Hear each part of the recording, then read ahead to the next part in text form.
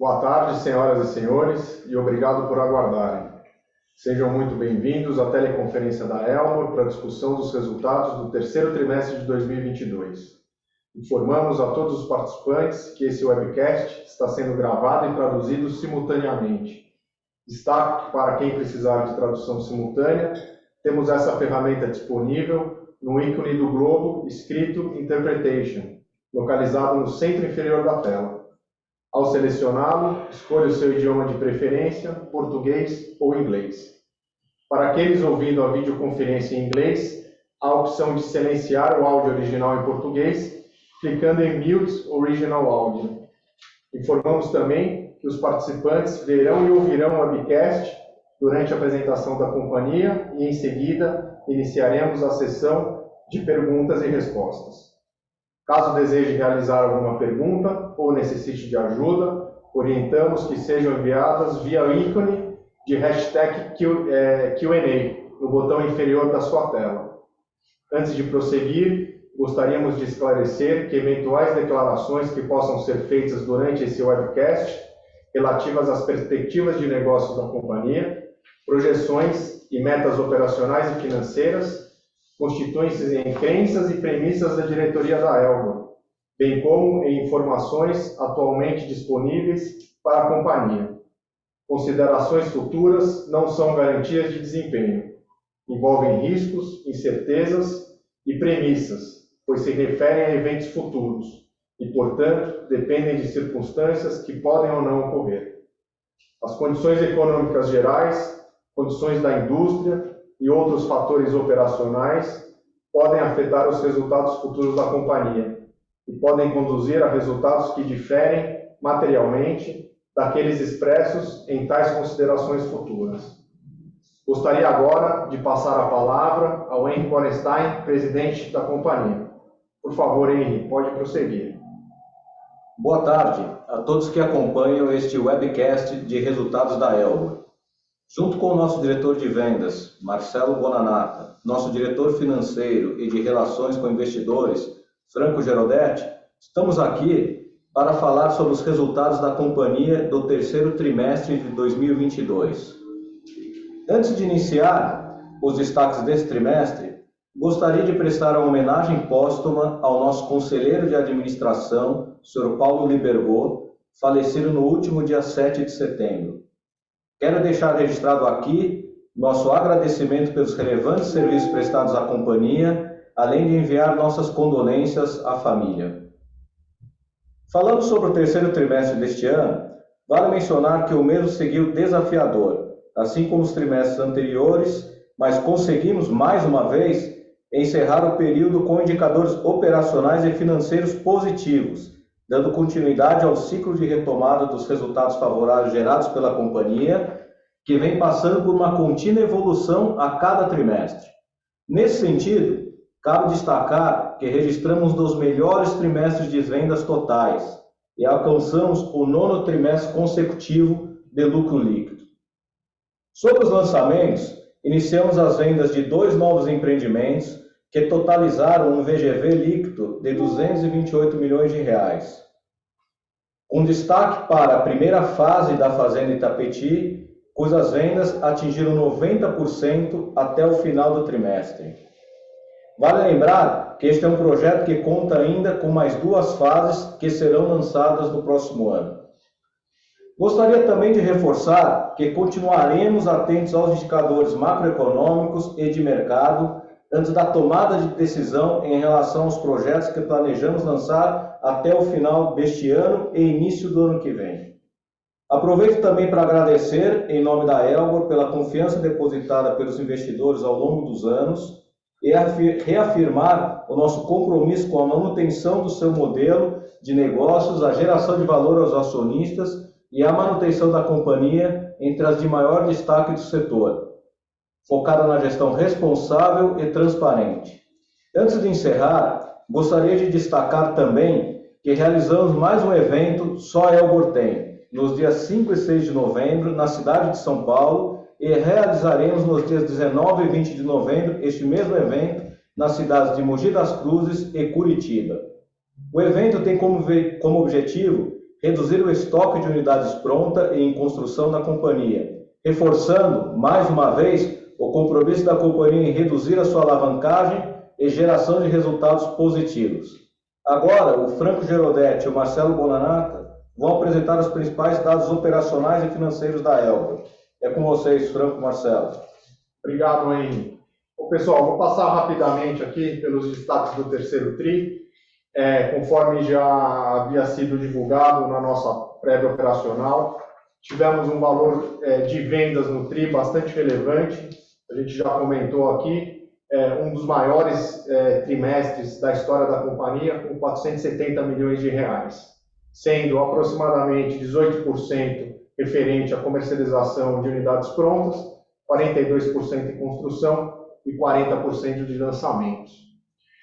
O VSO de lançamentos foi bastante significativo, deixando bem claro aí a nossa estratégia acertada de lançamento dos dois empreendimentos que saíram ao mercado nesse trimestre, totalizando um VGV aí de 228 milhões de reais. Nossa receita operacional líquida totalizou 267 milhões de reais, um aumento de 25% referente ao segundo trimestre de 2022. Nossa margem bruta atingiu 27,3%, mantendo aí a margem bastante em linha com o que a gente tem visto aí nos últimos trimestres. E por fim, registramos um lucro líquido de 10 milhões de reais, visão da controladora, seguindo aí para o nono trimestre consecutivo de números positivos no resultado da companhia. Passar a palavra agora para o Bona, que vai falar sobre o nosso desempenho operacional. Boa tarde a todos, é um prazer estar com vocês mais uma vez. Começando falando do nosso Land Bank. Nosso Land Bank total, falamos de 10,1 bilhões, parte Elbor 6,2 bilhões, e eles estão concentrados em 35 projetos. Acho que vale destacar que 71%, boa parte, 2/3 aí do nosso, mais de 2/3 do nosso Land Bank está na cidade de São Paulo. Uma outra parte, 21%, na Grande São Paulo, que acaba fazendo com que hoje a gente tenha toda essa mobilidade que a gente vem apresentando nos últimos tempos. No próximo slide, a gente distribui os nossos terrenos conforme o nosso modelo de negócio, né? Um modelo mais plural, onde a gente não tem uma concentração em um único lugar, nem num único produto. Acho que vale destacar que a companhia obtém terrenos ainda em bons lugares. Vale destacar Jardins, Itaim, Vila Nova, Moema, Chácara Santo Antônio. Eu acho que é importante dizer que esse ano nós lançamos alguns empreendimentos icônicos. Um deles é o Artefato, que é no Jardins. Hoje já estamos passando quase com 80% das vendas das unidades. Lançamos em março. Então, dizendo da importância de lançar em bons lugares.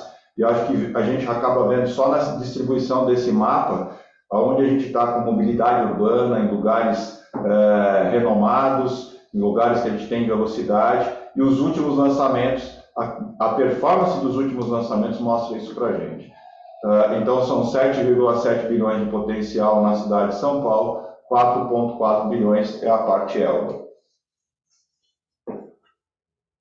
Falando dos lançamentos, acho que o Henry já comentou e o Franco, nós tivemos uma felicidade muito grande de lançar esses dois empreendimentos nesse trimestre. Um é o tão esperado Fazenda Itapetí, a primeira fase de toda a Fazenda Rodeio, né, que a gente já fala há algum tempo. E o que aconteceu nas vendas foi uma tradução de toda a nossa expectativa. Foram 90% das unidades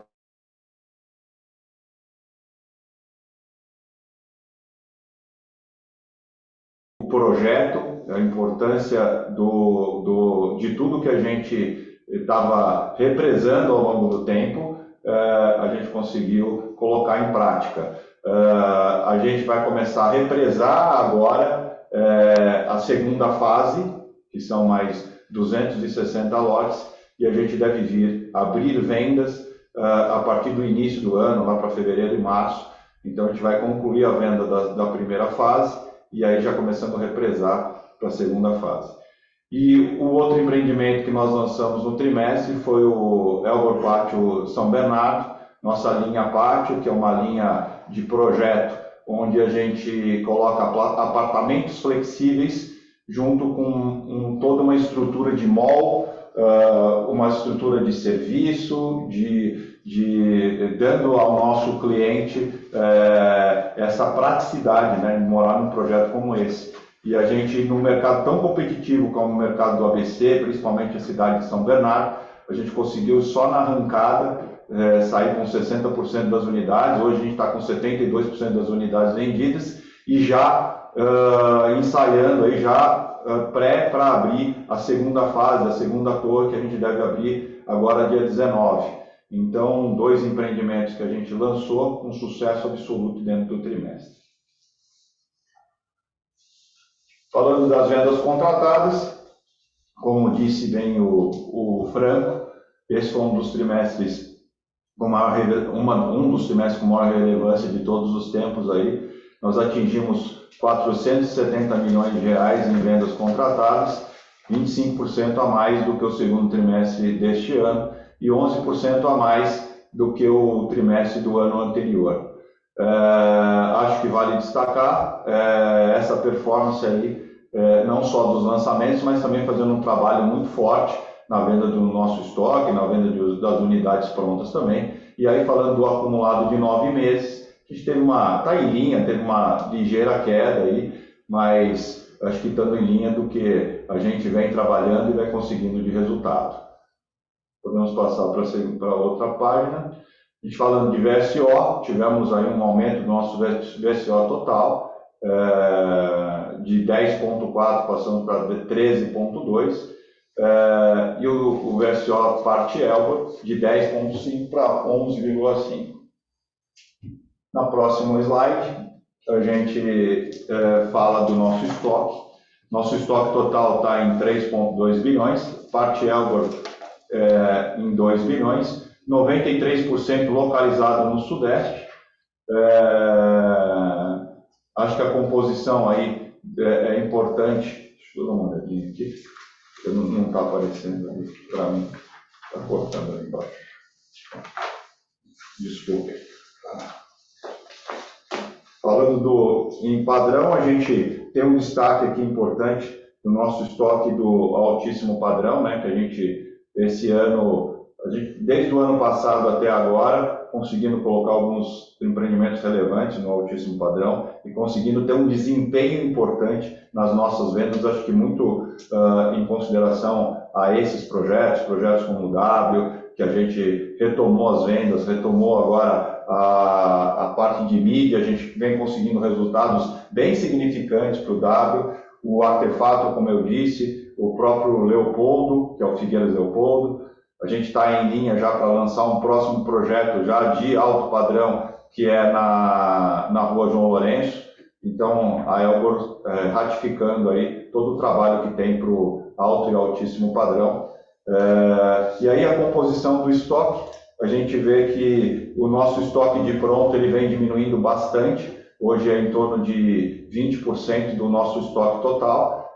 E principalmente o estoque, a gente sempre falou do legado, né? O estoque do passado. A gente vem conseguindo diminuir a cada trimestre, a cada mês, fazendo o trabalho, como o Henry destacou aí, acabamos de fazer semana passada um Só Elbor Tem, que é a 106ª edição, é o maior evento de venda de imóveis do país, do Brasil, e a gente tem mais 2 eventos para fazer agora no dia 19, um em Curitiba e outro em Mogi, com certeza absoluta, conseguindo êxito de novo, conseguindo diminuir o nosso estoque, que esse é o nosso trabalho contínuo a cada dia, principalmente trabalhando no nosso estoque e diminuindo o nosso estoque de imóveis prontos. E agora, queria pedir para o Franco dar continuidade nos dados financeiros. Obrigado, Bona. Indo rapidamente aqui para a nossa receita operacional líquida, ela foi de 267 milhões nesse trimestre, né? Quando a gente olha esse slide aqui, é importante lembrar que o ano de 21 a gente teve um volume significativo de entregas, então a gente teve aí POCs aí chegando no seu ápice daquilo que foi entregue em 21. Contrapartida 22, a gente não vai ter praticamente nenhuma entrega nesse ano, e ao mesmo tempo a gente passa o ano inteiro em construção, então a gente vai ver nos comparativos aí de tri a tri dentro de 22 um aumento, porque seguimos aí construindo todo e sem entregar nada desse ano, por isso esse aumento bem significativo aí de receita do segundo trimestre para o terceiro trimestre, e depois mais para frente a gente vai ver o resultado de tudo isso que eu estou falando no aumento da nossa receita apropriada. Tá? Seguindo aí, falando um pouquinho da nossa margem bruta, então conforme eu comentei, a gente continua aí mantendo a nossa margem bruta aí nesses patamares entre 27% e 28%, né? Conforme a gente já comentou em outros calls aqui, o modelo de negócio da Elbor é um pouco diferente do que a gente vê no mercado. A gente não tem uma construtora dentro da companhia, a gente contrata terceiros para fazer essa prestação de serviço, e os contratos são fechados por preço máximo garantido, por isso a resiliência da nossa margem bruta aí que a gente vem acompanhando. Acho que a notícia boa aqui desse slide é reparar que se a gente comparar a margem que a gente teve do nosso legado nos 9 primeiros meses de 21 contra 22, a gente vê que, inclusive, aí no legado, a gente está ganhando um pouquinho de margem e a gente entende aí que essa margem aí vai continuar apontando para aquela margem que a gente já viu aí alguns anos atrás, entre 30% e 32%. Seguindo aqui, conforme eu comentei, quando a gente olha a nossa receita, a nossa margem REF, a gente está acompanhando aqui um aumento da nossa receita REF aqui, fruto aí das vendas e também do avanço aí das nossas obras, e a gente tem também aqui a nossa margem apropriada dentro do esperado aí, perto aí desses 33%. Indo aqui, falando um pouquinho rapidamente de DGA, acho que bastante em linha aí com o último trimestre. A companhia tem um rigor bastante grande quando a gente olha DGA. Obviamente, se a gente está comparando com 21 contra 22, a gente viu aí uma corrida grande das taxas de inflação, né? Inclusive um dissídio grande que a gente teve também esse ano. Então, por isso que na comparação anual a gente vê um aumento, mas dentro dos trimestres do ano aqui, a gente está bastante tranquilo aí com o nosso nível de despesas gerais e administrativas. Tá? Bom, passando rapidamente aí para o resultado líquido da visão da controladora, então segue em linha aí com os últimos trimestres, né? Obviamente aqui o que prejudica um pouquinho é o nível de endividamento, vis-a-vis aqui a taxa de juros. Então, mas acho que aqui dá para ver claramente aqui que a gente tem mantido aí o mesmo nível aí dos últimos trimestres. Partindo agora falar um pouco de endividamento, conforme eu já comentei, esse é um ano que a Elbor não tem entregas, então eu não tenho aquele momento que eu faço o repasse, liquido os financiamentos à produção, à construção e pego o sobejo e ajudo tanto no caixa da companhia quanto na liquidação das dívidas corporativas. Então já era esperado aí que 22 fosse um ano de aumento de endividamento, e eu acho que a notícia aqui para a gente ficar na cabeça é que tanto 23 quanto 24 serão anos bastante fortes aí de entregas, que vão contrapor aí um pouco esse ano de 2022. Por último, nosso cash burn, por conta de tudo isso que eu falei, já era esperado que a gente tivesse um trimestre de queima de caixa, assim como foi no segundo tri. Basicamente aqui se eu posso elencar aí dois ou três fatores principais. A gente segue colocando recursos, uma parte boa em obras, né, naquele momento inicial de obra. A gente teve início aí de algumas obras relevantes aí em 22, até que seja atingido os gatilhos dos financiamentos, a gente precisa colocar recursos. Tivemos ainda alguma coisa paga de terrenos comprados lá atrás já, né, porque a gente já vem falando aos senhores que a política de compra de novo land bank da companhia, ela está um pouco mais restritiva, dado que a gente está com uma situação muito confortável de land bank, mas assim mesmo temos compromissos assumidos no passado, então não é fruto de compra agregado aqui no balanço da companhia. Então, praticamente é isso.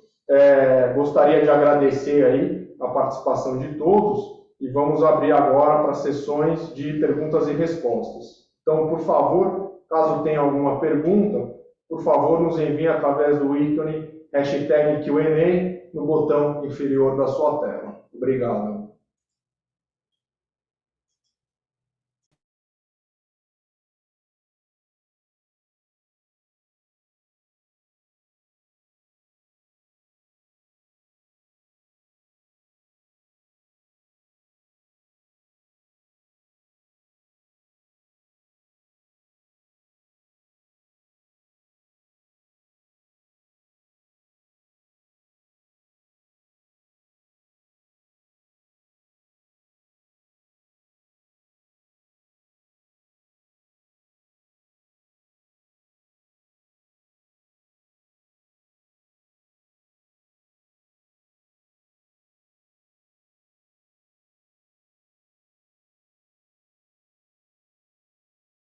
Pessoal, nossa primeira pergunta aqui é do Bruno Tomazetto, lá do BTG. Obrigado, Bruno.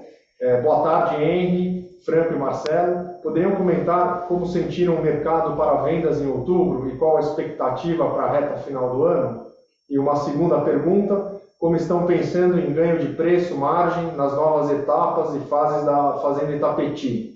O produto ofertado será semelhante ao da primeira fase ou haverá alteração de tamanho e público-alvo? Olá, Bruno, é o Marcelo. Te dizer que outubro foi um mês bom, um mês em linha, eu acho que um pouco acima da expectativa que a gente estava, principalmente no momento de política, de eleição, mas foi um mês bem satisfatório, vendemos de tudo, e agora, finalzinho de outubro, né, começo de novembro, como o Henry já tinha dito, eu também falei do Soil Bortem, que foi um grande sucesso, e a gente ficou represando o final de outubro para se preparar para o Soil Bortem. Então, eu posso dizer que outubro foi satisfatório, novembro começou também muito bom, muito por conta do evento, e temos mais 2 eventos.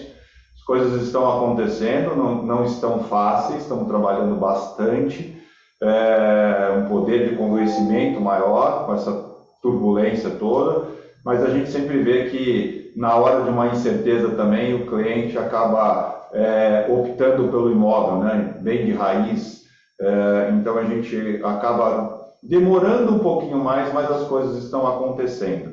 Em relação ao Fazenda Rodeio, em termos de produtos, sim, os produtos são semelhantes, a gente mapeou, são outras quadras, mas os tamanhos são semelhantes.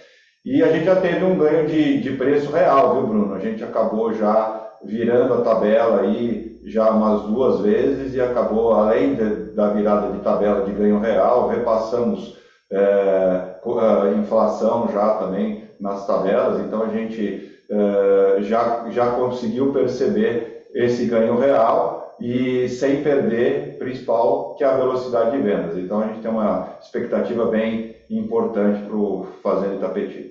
E para destacar também, boa tarde, Bruno, colaborando aqui com o Marcelo, né, Marcelo? Acho que vale a pena destacar a venda do alto padrão, então continua respondendo muito bem, a gente já citou aqui o artefato, e eu acho que a grande boa notícia aqui é a retomada das vendas do W, né, Marcelo? Sim. O W, a gente sempre falou isso no mercado, ele teve o período de lançamento, depois infelizmente pegamos ali a pandemia, ficamos sem stand, sem decorado, e a gente sempre passou para o mercado foi, olha, calma que vai chegar a hora dele, quando a hora estiver aparecendo, tiver um decorado na torre. E realmente chegou. A gente começou aí a ter um incremento de vendas já no início aí do segundo semestre, e todo mês aí o produto tem respondendo bem. Porque é um produto que tem uma ótima localização, cidade de São Paulo, e estamos ali próximo ali da Juscelino, próximo da Faria Lima, ou seja, um local ímpar aí em São Paulo. E sobre a Fazenda Rodeio, eu acho que é legal também de destacar a questão do público-alvo. Essa primeira fase, ela foi praticamente toda consumida, né, Marcelo, pelos moradores da nossa cidade, pelas pessoas que estão aqui na região de Mogi das Cruzes. Ou seja, a gente nem chegou ainda a fazer um lançamento e uma mídia muito agressiva com esse produto. Porque primeiro não utilizou, porque já tinha aí um represamento muito grande aí dos lotes, e agora sim que a gente vai levar essa segunda fase aí a mercado e vamos fazer um lançamento que nós acreditamos que não vai ser só o público de Mogi que vai consumir. Acreditamos muito aí nas cidades aí vizinhas a São Paulo e vizinhas a Mogi, desculpa, inclusive Zona Leste de São Paulo, Guarulhos. Então esse trabalho ainda vai ser feito. E até para deixar bem claro, né, a Fazenda Itapetí, nós aprovamos aí o primeiro empreendimento, vamos falar assim, que são 714 lotes, e lançamos a primeira fase desses 714. E já estamos em aprovação com mais um outro empreendimento, ou seja, o segundo empreendimento da Fazenda Itapetí, são mais quase 600 lotes, né? 500 e poucos lotes. Exatamente. Então vamos ter produtos aí para os próximos anos. É isso aí.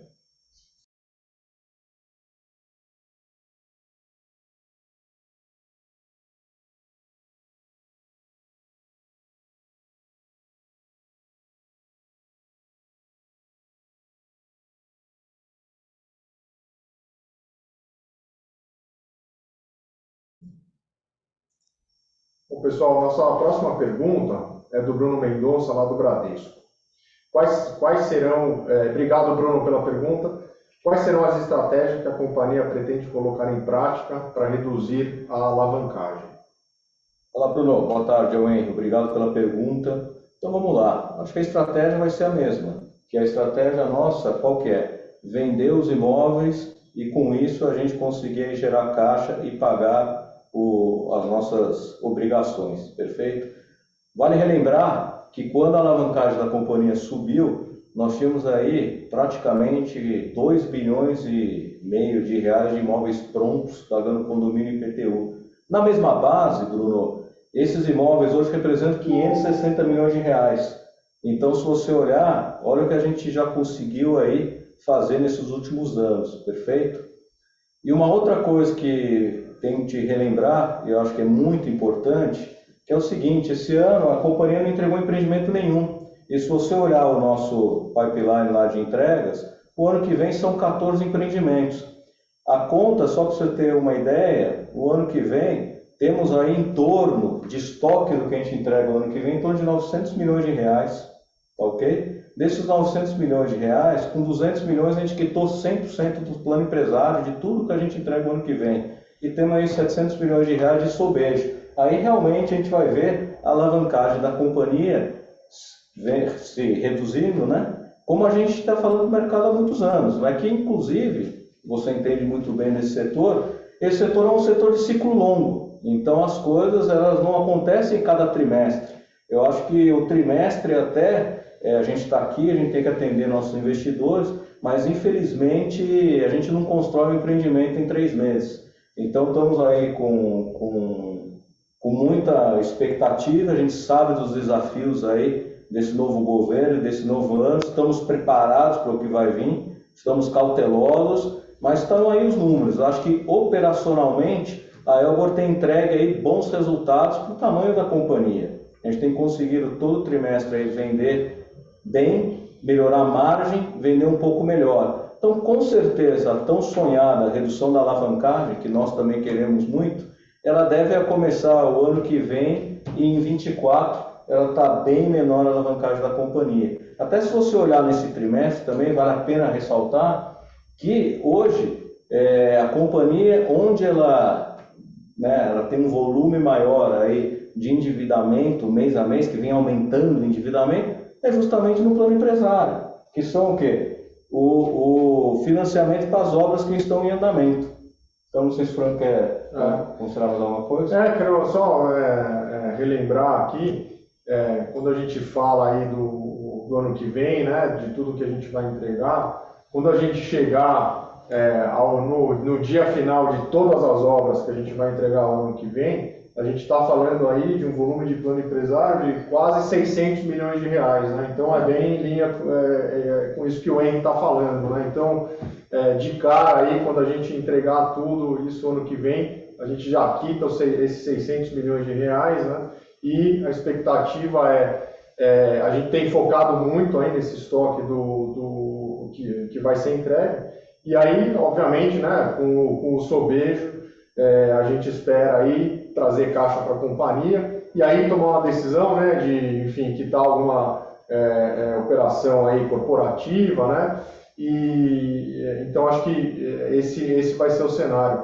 E o curioso é que 24 também está mais ou menos até com números bastante parecidos e com produtos aí que ajudaram nos últimos anos a levar a nossa margem para cima, né? Então acho que a gente vai conseguir talvez aí fazer um pouco de tudo ao mesmo tempo, né? Vamos conseguir desalavancar, vamos conseguir manter a nossa essa atuada aí da margem bruta, tanto 23 quanto 24.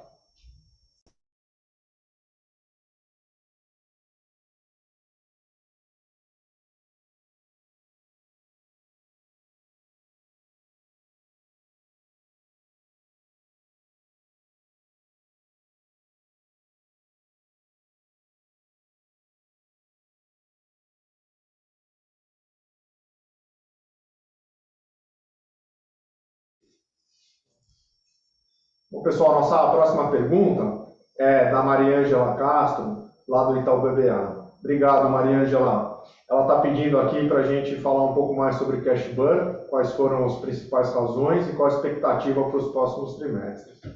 Então, bom, as razões são, principal, né, Mariângela, realmente passar o ano inteiro sem nenhuma entrega, né? Então a gente não vê aquele efeito aí de geração de caixa do final do ciclo dos projetos. Então isso já muda significativamente para o ano que vem. Nós vamos ter 3 entregas no ano que vem, né? Se a gente olhar VGV, né, desses empreendimentos, se a gente for olhar lá atrás o quanto a gente lançou de VGV desses empreendimentos que a gente vai entregar, estamos falando aí de coisa de 1,4 bi, né? Estou falando do VGV total, né? VGV dos empreendimentos. E com essa visão aí de estoque que o Henry acabou de passar. Então, expectativa principalmente aí a partir do segundo, né, terceiro tri, que é onde tem uma concentração de entregas, a gente vai começar a ver esse movimento. Já começa agora no começo do ano, com dois produtos, né, o MySquare e o Passeio aqui, o Passeio aqui em Mogi das Cruzes. Então a gente já começa com eles. E aí vamos seguindo isso até o final do ano e 24 também, com números bem parecidos, né? Bom, conforme eu disse, ao longo do ano a gente teve compromissos da controladora com as SPS, né? Então, tanto da parte de obra quanto aquela parte de pré-vendas, né? Aquele investimento de recursos iniciais aí para marketing, construção de estandes. Tivemos aí alguma coisa pagando de terrenos, dos compromissos obtidos lá atrás, e a gente teve também o serviço da dívida, que obviamente atrapalha, né? Porque a Selic está bastante alta, então também aí contribui aí negativamente aí para o nosso cash burn.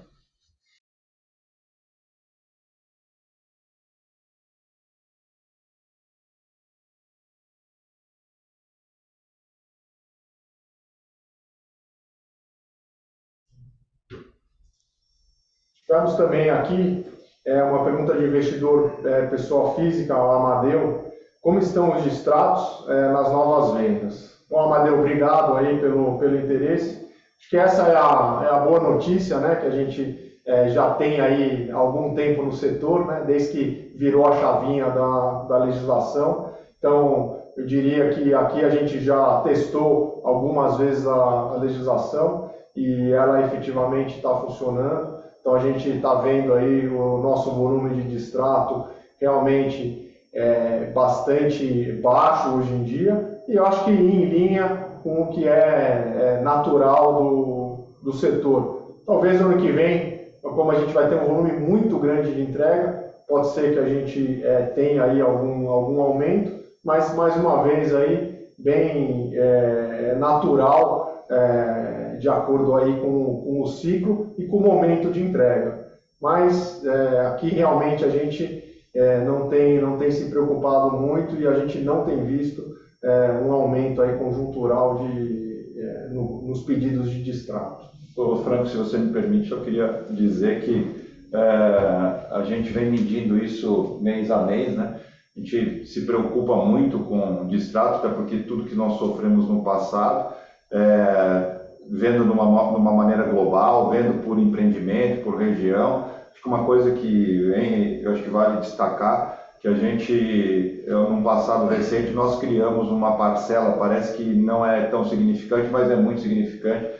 A parcela, tradicionalmente, de chaves, a gente trouxe para 6 meses antes da entrega. Isso faz com que a gente, quando vai chegando perto da entrega, 6 meses antes, já analise como é que está o nosso cliente, qual que é o momento dele.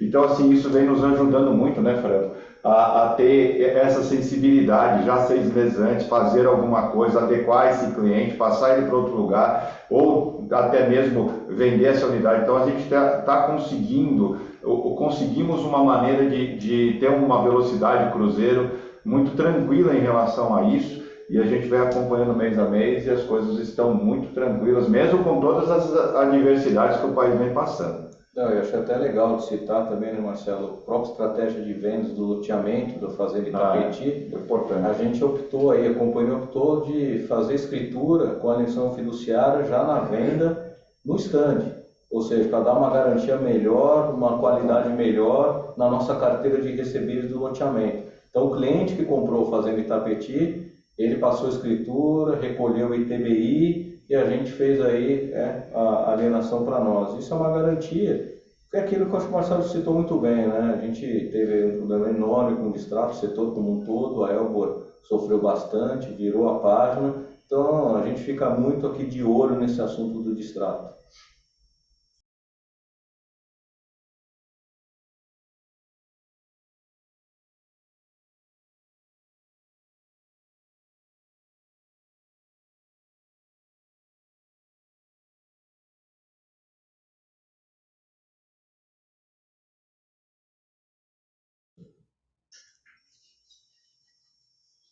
Bom, pessoal, acho que por hoje é isso. Por favor, caso alguém tenha alguma dúvida adicional ou necessite de abertura de números ou qualquer tipo de informação, entre em contato aqui com a nossa equipe de RI, tá? Diretamente pelos canais de comunicação, ou então através do nosso site ri.elbor.com.br. Então, encerramos agora nossa apresentação de resultados do terceiro trimestre de 2022. Eu passo a palavra para o Henry para as considerações finais. Bom, obrigado a todos, obrigado Franco, Marcelo, toda a equipe de RI. Queria também agradecer aqui a Elbor, os funcionários da Elbor, no nosso último evento, o seu Elbor Tem, foi um sucesso. Eu queria registrar isso aqui e dizer que é isso. Estamos aí fazendo nosso trabalho, preocupado, obviamente, com esse novo governo, o que vai acontecer o ano que vem, mas estamos otimistas. Eu acho que o final é isso, e cautelosos. Então a companhia só vai colocar na mão empreendimentos que realmente vale a pena. Acho que esse cuidado a gente sempre teve e vamos aumentar esse cuidado. E de olho, mais uma vez, né, no caixa e na nossa desalavancagem. Então, as obras todas que iremos entregar no ano que vem, são todas em ordem, ou seja, fisicamente, a gente fala isso pouco aqui, até às vezes nos nossos calls, mas isso é muito importante, né? Então, todas as obras em dia, dentro do custo. Então, vai ser um ano positivo. Queria agradecer mais uma vez a participação de todos. Boa tarde.